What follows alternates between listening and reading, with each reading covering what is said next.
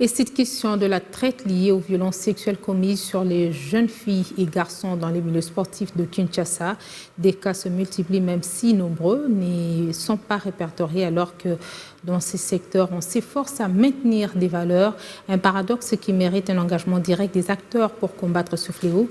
C'était le sens de la journée de sensibilisation sur les violences basées sur le genre et la traite des personnes dans les secteurs des sports, initiative de la coordination en charge de la jeunesse, de la lutte contre les violences faites à la femme et traite des personnes.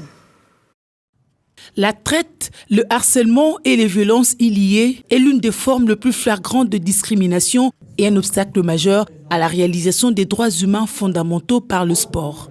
Et pour assurer la prévention et donner des réponses à la problématique de la traite et lutter contre la discrimination et les violences sexuelles basées sur le genre, la coordination en charge de la jeunesse de lutte contre les violences faites à la femme et traite des personnes avec l'appui technique et l'intervention de l'Organisation internationale de migration et le financement du gouvernement américain à travers l'Agence américaine pour le développement international, a réuni ces jours des dirigeants des grands clubs et fédérations sportives de la ville de Kinshasa, journalistes et sportifs pour consolider tous les acquis juridiques et renforcer davantage la lutte en brisant le cloisonnement de ces acteurs et actrices au niveau des clubs.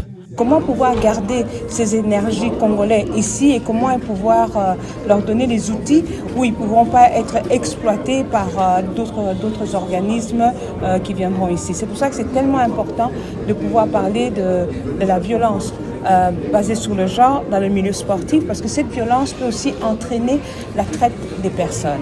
Djibril Diallo, venu expliciter le sens de cette campagne mondiale dont la RDC devrait servir de modèle. Nous utilisons l'image du football, mais en fait, cette capacité de mobilisation s'adresse à toutes les formes de sport. C'est de vraiment venir nous imbiber des îlots d'espoir de la République démocratique du Congo. Une démarche soutenue par le ministère des Sports. La République démocratique du Congo, dans toutes les sphères, essentiellement dans le domaine du sport, doit lutter contre les violences basées sur les genres. C'est un fléau, mais ensemble, comme un seul homme, nous arriverons à vaincre cela par le courage et la détermination et sur une vision éclairée. De nombreuses jeunes filles et garçons, sans jamais dénoncer, sont comptés parmi les victimes de VBG en milieu de sport et l'OIM veut accompagner ces victimes. L'OIM veut accompagner ces victimes-là qui, dans beaucoup de situations, ignorent qu'elles sont victimes et les protéger contre les bourreaux. C'est pour ça qu'aujourd'hui, nous contribuons à animer cette activité de sensibilisation. Unanimement, tous les participants ont brandi le carton rouge comme pour dire stop au VBG en milieu sportif.